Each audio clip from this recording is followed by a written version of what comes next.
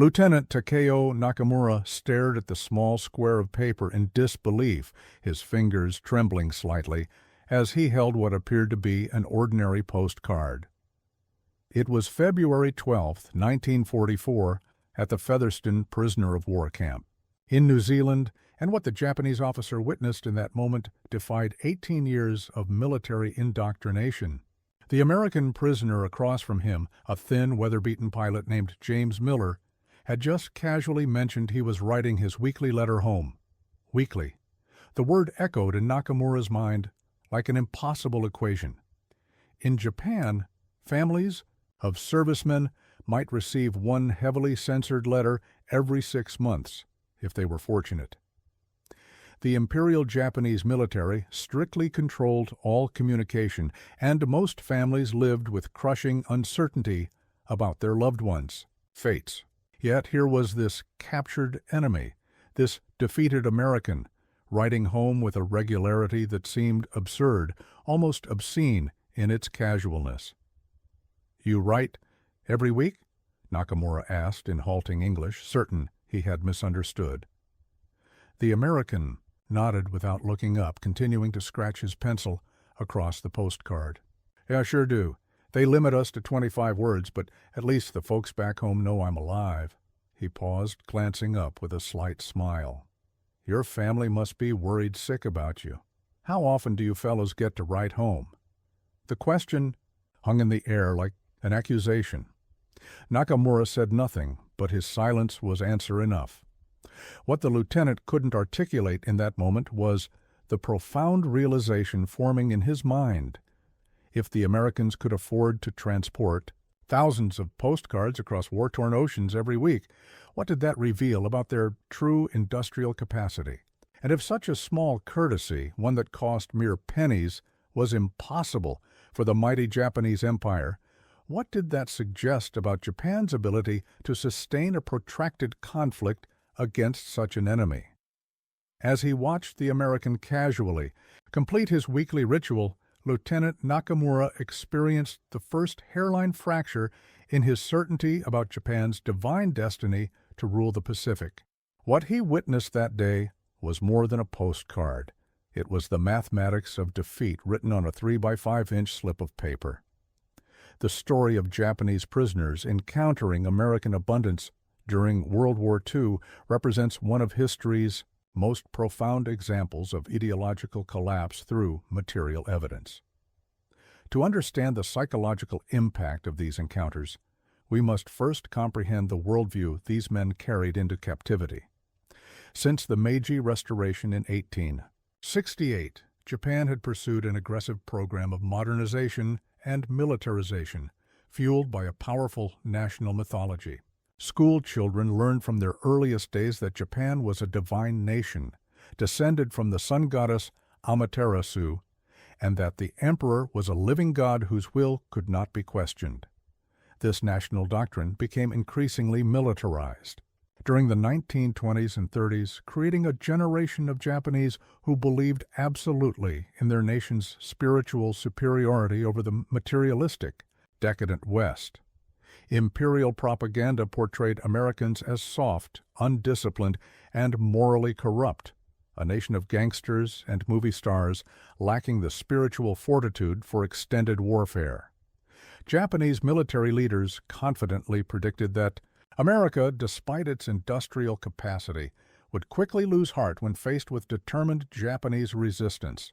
Admiral Isoroku Yamamoto, who had studied in America and harbored private doubts about Japan's chances, was nonetheless reported to have promised Emperor Hirohito, "For the first 6 months to a year of war with the United States, I will run, wild and show you an uninterrupted succession of victories." Even Yamamoto, however, concluded, "Should the war be prolonged for 2 or 3 years, I have no confidence in our ultimate victory." By 1942, the strategic situation in the Pacific had begun to shift against Japan.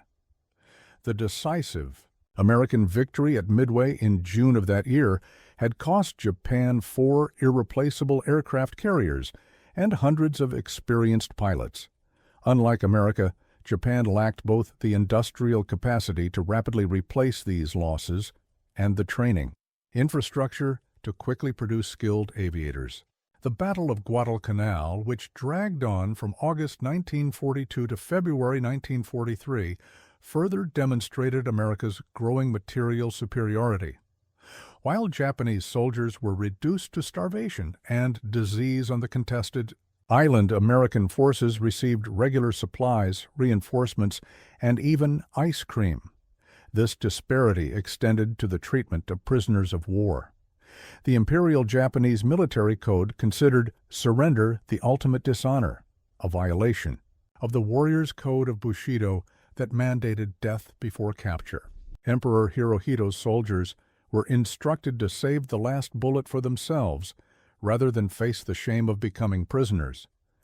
Japanese propaganda warned that Americans tortured and executed captives, reinforcing the belief that death was preferable to surrender. Consequently, when approximately 11,000 Japanese soldiers did become prisoners during the conflict, they entered captivity expecting barbaric treatment, torture, or execution. What they encountered instead was a system of imprisonment that, while certainly not comfortable, adhered largely to the Geneva Convention guidelines. American and Allied camps provided adequate food, basic medical care, and, perhaps most shockingly, regular mail privileges. These simple, humane considerations stood in stark contrast to the treatment of Allied prisoners in Japanese camps, where starvation, disease, forced labor, and casual brutality resulted in a death rate exceeding 27%. By comparison, fewer than 1% of Japanese prisoners died in American custody. Sergeant Masaharu Iwata's first meal in the Allied prisoner camp at Featherston, New Zealand, became a moment of profound disorientation. Having surrendered after the disastrous Battle of the Bismarck Sea in March 1943, Iwata and his fellow prisoners were transported to New Zealand, expecting the worst. After processing, they were led to a mess hall where each man received a tray containing a pork chop, 2 vegetables, bread, and a piece of fruit. Iwata stared at the food in suspicion, convinced it was some cruel joke. Perhaps the Americans were showcasing abundance before implementing starvation. "I did not touch the food at first," he later wrote, in a letter discovered after the war. "I was certain it was a trick to break our spirit. When our guards grew impatient and ordered us to eat, I took small bites, waiting for them to snatch the trays away. They never did." I had not seen such a complete meal since leaving Japan in 1941. Most shocking was the fruit, an orange, which had become so rare in Japan that they were reserved for the emperor's household and high-ranking officials. Here, they were casually distributed to enemy prisoners. The following day, the same thing happened, and the day after. Within a week, Iwata recorded his growing confusion.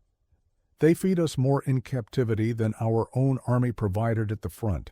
How can they spare such resources for defeated enemies? What does this mean about their capacity to feed their fighting?" Men, Captain Hiroshi Nakajima, captured at Guadalcanal in January 1943, experienced a similar revelation through clothing. Japanese forces on Guadalcanal had been reduced to such desperate straits that many soldiers fought in tattered uniforms, some without boots. Upon arrival at a POW camp in New Caledonia, Nakajima and other prisoners were issued 2 complete sets of clothing, including underwear, socks, and sturdy work boots. "The quality of the cloth was superior to our officers' uniforms," Nakajima confided to a fellow prisoner. "I examined the stitching and found it was machine-made, perfectly even." In Japan, we had been told that American factories had been converted entirely to weapons production, that their civilians were dressed in rags. Yet they provide enemy prisoners with clothing of this quality. It is difficult to reconcile this reality with what we were told. Even more confounding was the camp's casual attitude toward these supplies. When a prisoner's shirt tore, it was replaced without question. When boots wore out, new ones appeared. This seemingly limitless supply of everyday items contradicted everything these men had been led to believe about America's production capabilities and priorities. First Lieutenant Yoshi Takahashi, a Zero pilot shot down near the Solomon Islands in October 1943, found his worldview challenged by an unexpected source: the camp garbage cans. Assigned to kitchen duty at a POW camp in Australia, Takahashi was initially horrified by what he witnessed. They discard more food in a single meal than I would see in a week on our carrier, he recorded in a diary kept secretly during his captivity. Vegetables with slight blemishes are thrown away, bread crusts and half-eaten portions, all into the trash. When I first saw this, I believed it confirmed our propaganda that Americans were wasteful and decadent.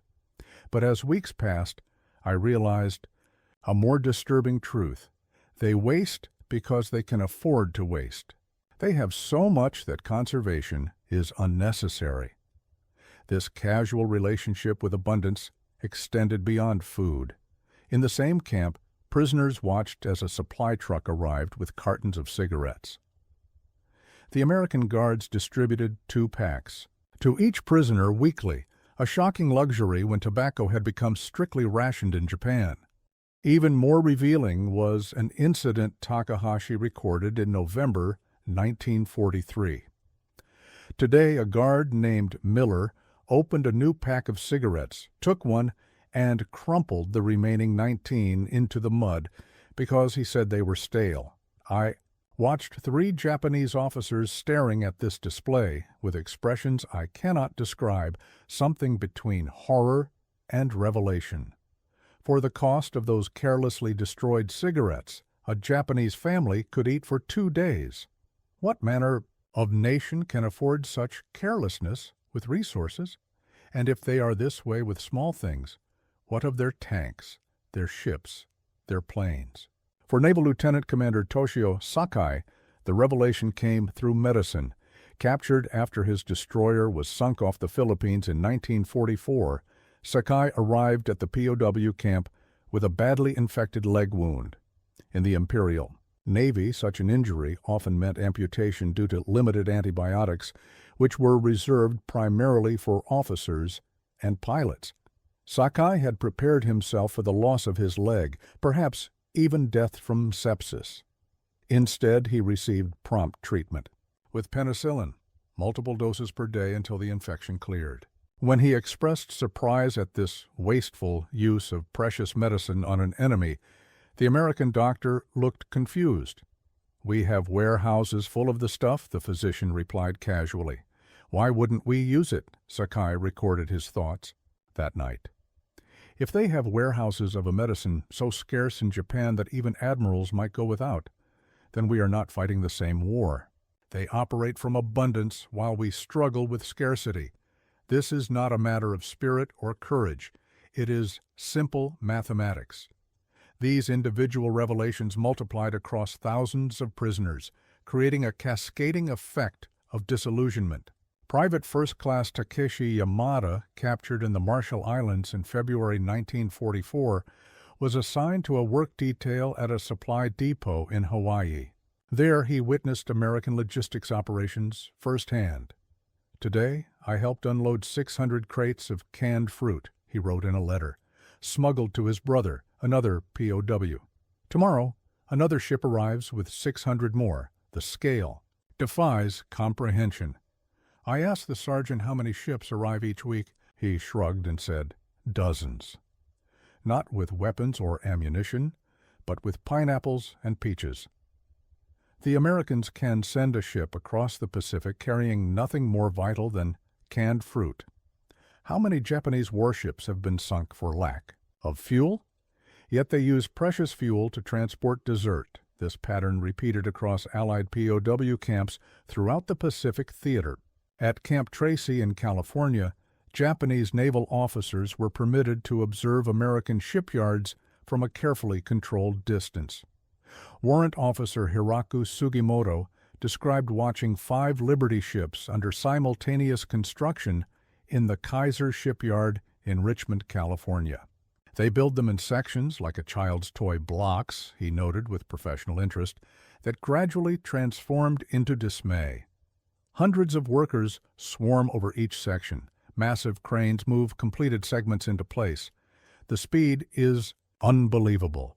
Our finest Mitsubishi yard in Nagasaki might complete one destroyer in 4 months. Here, I watch 5 cargo ships growing daily. A guard told me they complete one every 2 weeks. I called him a liar. The next day, he brought a newspaper showing they had recently completed one ship in 4 days, 15 hours, and 26 minutes. If this is true, Japan has already lost the war, whether our leaders know it or not. The American practice of regularly rotating troops also astonished Japanese prisoners. In the Imperial Japanese Army, units typically fought until they were destroyed or rendered ineffective by casualties. Replacement troops were fed into existing units piecemeal, often with minimal training. The American system of rotating entire divisions out of combat for rest, retraining, and reinforcement seemed extravagant to the point of madness. Captain Jiro Nakamura, an infantry officer captured in New Guinea, recorded his disbelief after conversations with his guards. They tell me that combat troops serve in the line for 6 months, perhaps a year at most, before being relieved and sent home. This explains much about their fighting spirit. Our men fight knowing there is no relief, no rotation, only victory or death. The Americans fight knowing there is an end to their service. More importantly, it reveals their manpower reserves must be immense. While we commit every available man to the front, they keep entire divisions in reserve or training. It is like fighting an enemy with unlimited resources. Perhaps nothing revealed America's industrial might more clearly than its air power. Major Kenji Hatano, a staff officer captured in the Philippines in 1944, found himself at a POW camp near an American airfield in New Guinea. From the camp, prisoners could observe the constant flow of aircraft, fighters, bombers, transports, taking off and landing in an unending stream. From dawn until dusk, the sky is never empty, Hatano wrote. I counted 273s. Aircraft operations in a single day. That is more aircraft than my entire Army group had available for air support during the Philippines campaign. Most disturbing are the cargo planes, C-47s arriving hourly with supplies. In Japan, we struggle to deliver ammunition to our front lines. The Americans deliver fresh bread. The arrival of new aircraft provided another shock. Hatano and other prisoners noticed that the aircraft models continually changed, with new versions appearing every few months. This constant technological evolution contrasted sharply with Japan's increasingly outdated air fleet. Today I saw fighters of a type I've never encountered, Hatano recorded in August 1944. Faster, more powerful than the previous model. When I asked a guard, he said casually, "Oh, those are the new P-51s. Just got them last month." Last month. In Japan, we fly the same Zero design from 1940 with minor modifications. They introduce entirely new aircraft as casually as changing uniforms. How many factories must they have? How many engineers and resources to continually develop, test, and deploy new designs in the midst of war? The Americans' casual attitude toward equipment maintenance and replacement particularly disturbed Japanese military professionals. Lieutenant Colonel Masao Yoshizawa, an engineering officer captured at Saipan, was assigned to a repair depot at a POW camp in California. There he watched as American mechanics evaluated damaged vehicles. They have a simple system, he reported to fellow officers. If repairs would require more than a certain number of hours, they simply declare the vehicle a loss and replace it. I watched them condemn a truck because of a cracked engine block, a repair that would take 2 days. In Japan, we would rebuild that engine and have the truck back in service within a week. Here, they roll it aside for salvage and requisition a new vehicle. When I expressed surprise, the head mechanic laughed and said, "Why waste time fixing it when the factory sends 10 new ones every day?" This same principle applied to weapons and personal equipment. Sergeant Masato Akiyama, captured in the Marianas, described his astonishment when American guards casually discarded rifles that Japanese soldiers would have treasured. A guard's rifle malfunctioned during inspection, Akiyama noted. Rather than repair it, he turned it into the armory and received a new one within the hour. The armorer did not even examine the defective weapon before placing it in a bin with dozens of others awaiting shipment to a rear depot. In our Army, such a rifle would be immediately repaired by the unit armorer or the soldier himself. A replacement would come only after months, if ever. Here, they treat rifles like disposable chopsticks. Even more disturbing to Japanese officers was the physical transformation of their men in captivity. Imperial Japanese troops had been systematically undernourished throughout the war, with rations continuously reduced as the conflict progressed. By 1944, frontline Japanese soldiers typically received a daily ration of 600 grams of rice, occasionally supplemented with small amounts of dried fish or pickled vegetables. Many units received far less, particularly those cut off from supply lines on contested islands. In Allied POW camps, Japanese prisoners received diets averaging 3,000 calories daily, at least twice what many had received in their own Army. The physical effects were dramatic and rapid. Captain Takashi Kuroda, a medical officer captured at Tarawa, recorded the transformation with professional interest. After 3 months in captivity, the average weight gain among our men is 7 kilograms, he wrote in a medical journal he maintained. Diseases of malnutrition, beriberi, pellagra, night blindness, have disappeared. Wounds that festered for months in the field heal cleanly here. The Americans view this improvement as natural and expected. They express surprise at our condition upon capture, as if it is inconceivable that a modern army would send men into battle in such a state of malnutrition. This physical transformation had profound psychological effects. As their bodies recovered, many prisoners experienced a parallel shift in their mental state from the fatalistic acceptance of hardship they had been conditioned to embrace to a growing anger at the unnecessary suffering they had endured. Private Ichiro Tanaka, captured at Pulaliu, expressed this sentiment in a diary kept secretly throughout his captivity. We were told our suffering was necessary, that all Japanese were enduring hardship equally in service to the emperor. We were told the Americans were suffering worse privations as our victories cut their supply lines. Now I eat eggs for breakfast, while my family at home subsists on sweet potato vines and soup made from seaweed. Where is the shared sacrifice? Where is the equality of suffering? If the emperor allows such disparities, what else might we have been told that is untrue? For many prisoners, the most profound revelation came through direct comparison of industrial capacity. Major Toru Ikeda, an intelligence officer captured in the Philippines, had access to Japanese production figures before his capture. In the POW camp, he obtained American newspapers that casually published production statistics as a matter of national pride. Today I read that in 1943, American factories produced 86,000 aircraft, he wrote in October 1944. Our entire production goal for that year was 7,000, and we achieved perhaps 5,000. They produced 45,000 tanks. We built less than 1,000. The numbers cannot be comprehended. It is as if we are fighting not just another nation, but another world entirely. How could our leaders not know this? Or did they know and send us to fight regardless?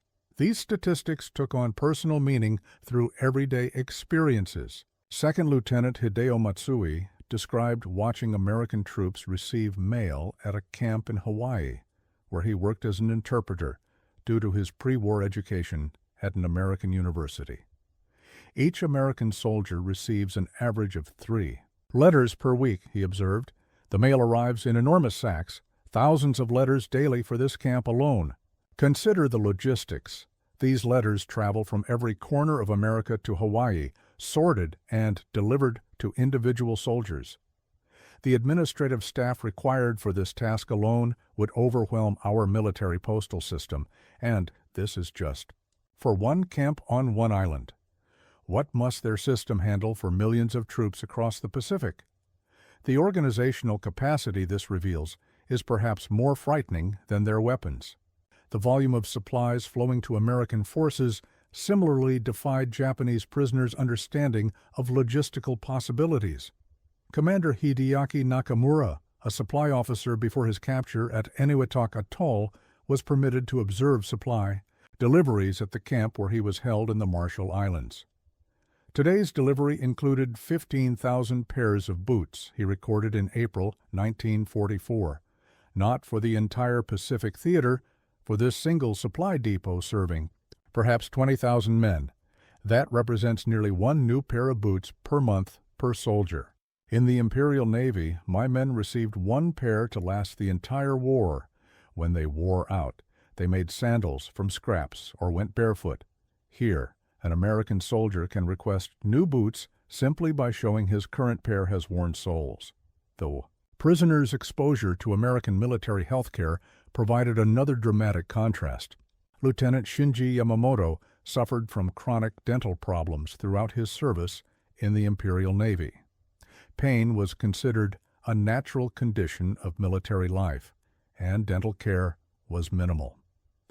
After his capture in the Gilbert Islands, he experienced his first professional dental treatment in years. The camp has 4 dentists serving perhaps 2,000 prisoners, he marveled in a letter to a fellow officer. They possess equipment I have only seen in medical textbooks. When I developed an abscess, they treated me immediately, not because I was an officer, but because they treat all dental emergencies this way. The dentist appeared confused when I expressed gratitude, saying, "Why would we let you suffer unnecessarily?" Why, indeed. In our Navy, such pain was simply endured. What does it reveal about our respective nations that they consider immediate treatment of a toothache to be normal, while we consider it an unattainable luxury? Perhaps most devastating to Japanese military pride was the revelation of America's true technological capabilities. Lieutenant Commander Hiroshi Takahashi, an aircraft maintenance officer, was stunned by a casual conversation with an American pilot assigned as a camp translator due to his pre-war experience in Japan. We discussed aircraft engines, and I proudly described the Nakajima Sakai engine that powers our Zero fighters, 1,400 horsepower, the pride of Japanese engineering, Takahashi recounted.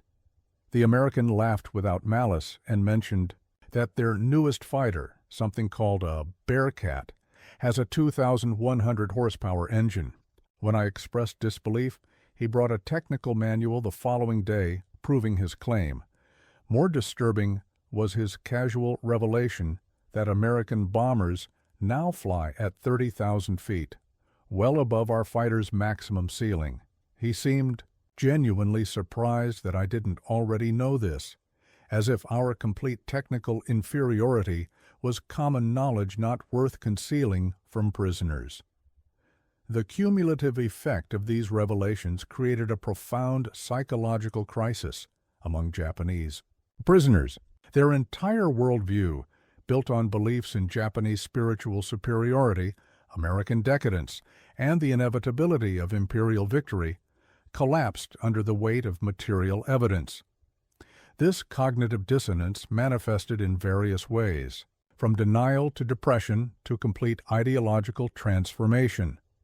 Some prisoners, particularly those captured early in the war, initially refused to believe what they witnessed. Captain Yoshiro Tanaka, taken prisoner at Guadalcanal, convinced himself and others that they were seeing elaborate movie sets created to demoralize them. "The Americans have Hollywood," he reminded his fellow prisoners. "These supply depots, these endless airfields, they are constructed facades. The abundance is an illusion designed to break our spirit." This denial became increasingly difficult to maintain as the war progressed and evidence mounted. Private Kentaro Nakamura recorded, The moment his own denial crumbled, today I cut myself working in the camp kitchen. The wound was minor, but the American supervisor immediately sent me to the infirmary. There they cleansed the cut, applied something called sulfa powder, and covered it with a bandage. As I was leaving, the medical officer casually handed me 4 bandages, in case it needs changing. 4 sterile bandages for a simple cut, given without record or requisition. In that moment, I knew Captain Tanaka was wrong. No nation would waste medical supplies on enemy prisoners for a propaganda illusion. This abundance is real, which means Japan's defeat is inevitable. Depression and suicide became serious concerns in some camps as prisoners grappled with this new reality. Major Isamu Watanabe, the senior officer at a camp in Australia, described the psychological crisis in a report compiled for American intelligence. Many men cannot reconcile what they see here with what they believed about Japan's divine mission. If the emperor is truly divine, how could he lead us into war against such overwhelming force? If America possesses such abundance, was every sacrifice we made, every hardship, every death, meaningless? These questions drive some men to despair. Yet for many prisoners, this crisis eventually gave way to a new understanding, a pragmatic acceptance that would shape Japan's post-war relationship with America. Lieutenant Masao Fujimoto, a naval engineer captured at Midway, expressed this transformation in a diary later published in Japan. I have come to understand that industrial capacity, not fighting spirit, determines modern warfare. The samurai sword, regardless of its spiritual power, cannot prevail against the factory. Japan must learn this lesson or perish. We fought with courage and skill, but against America's production might, these virtues were insufficient. If Japan rises again, it must be through embracing the power of industry and science, not through spiritual claims of superiority. This perspective became increasingly common among prisoners as the war progressed. By late 1944, with Japan clearly losing the war, many captives began to look toward the future. Their exposure to American abundance, organization, and technical prowess, initially traumatic to their worldview, gradually transformed into a blueprint for Japan's potential rebirth. Captain Hiroshi Nakamura, held at a camp in Idaho, described this evolution. "We came here believing Americans were soft, decadent, and undisciplined. What we found instead was a nation of astounding productivity, technical innovation, and organizational efficiency. Their system produces abundance not through spiritual superiority, but through practical application of scientific principles to industry and agriculture. If Japan is to rise from defeat, we must study and adopt these methods while preserving our cultural identity. The future lies not in rejecting Western technology, but in mastering it. This pragmatic assessment would prove prophetic. After the war, many former prisoners returned to Japan with first-hand knowledge of American systems and technologies. Their experiences in captivity, though initially humiliating, provided invaluable insights that contributed to Japan's remarkable post-war economic transformation. Men who had witnessed American mass production techniques, quality control systems, and organizational methods applied these lessons to nascent Japanese industries. Tadao Yamamoto, a junior officer captured in the Philippines who later became an executive at Toyota Motor Corporation, explicitly credited his POW experience with shaping his business philosophy. In the camp, I learned that Americans achieved abundance not through superior resources, but through superior systems. They eliminated waste, standardized processes, and continuously improved designs. After returning to Japan, I sought to combine these American production methods with traditional Japanese values of craftsmanship and continuous improvement. The result was a manufacturing system that eventually surpassed even American efficiency. The POWs transformation extended beyond industrial techniques to encompass broader social and political changes. Many returning prisoners became advocates for democratic reforms, having experienced a different model of society during their captivity. Masaharu Takagi, a former army captain who became a prominent journalist after the war, wrote in 1956, "In defeat and captivity, we discovered truths about America and about ourselves that victory would have hidden forever." The experience was painful but necessary. Japan emerged stronger, not despite the humiliation of surrender, but because of it.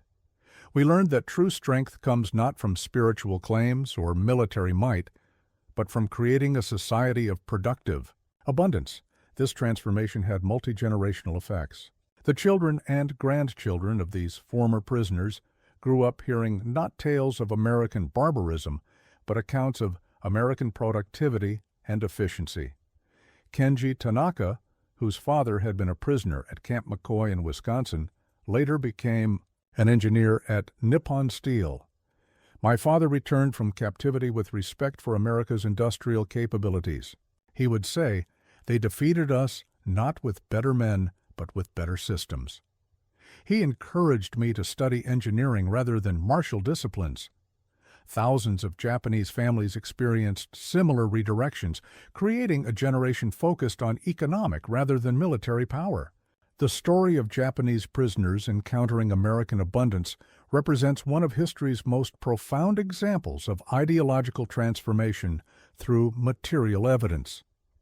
Men who entered captivity convinced of their nation's divine destiny and spiritual superiority confronted irrefutable proof that industrial capacity, not fighting spirit, determines modern warfare. Their journey from disbelief to acceptance mirrored Japan's larger post-war transformation from military empire to economic powerhouse. Perhaps the most poignant testament to this transformation comes from the words of Lieutenant Takeo Nakamura, whose encounter with a simple weekly postcard began our story.